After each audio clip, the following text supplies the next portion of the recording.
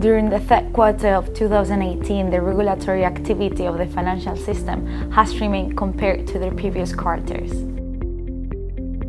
At a global level, it should be highlighted that the BCBS published the G-SIBs revised assessment methodology and the higher loss of solvency requirement, which maintains the core elements and fundamental structure of the G-SIBs framework set out in 2013.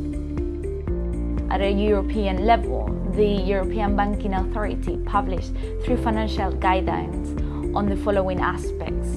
First, common procedures and methodology for SREP and supervisory stress testing. Second, the management IRRBB, and third, institution stress testing. And the European Banking Authority announced the release of its 2018 European-wide transparency exercise.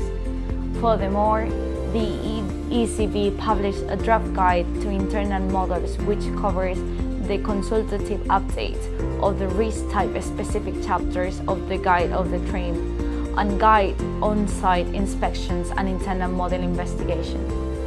Finally, the ECB published a draft regulation on the materiality threshold for credit obligation past due, which defines an absolute minimum amount and relative component.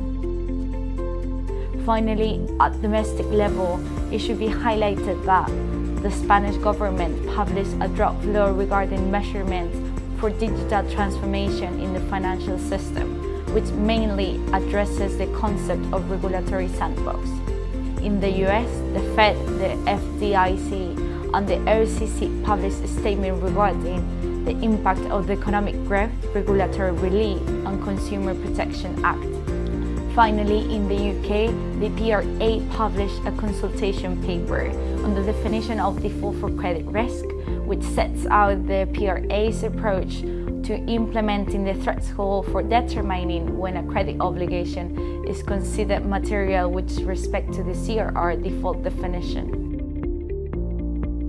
Regarding to the next steps, it should be highlighted that at European level, the European Banking Authority will publish the results for the 2018 European-wide stress test, a transparency exercise, as well as the financial guidelines on disclosure of non-performance and foreign exposures.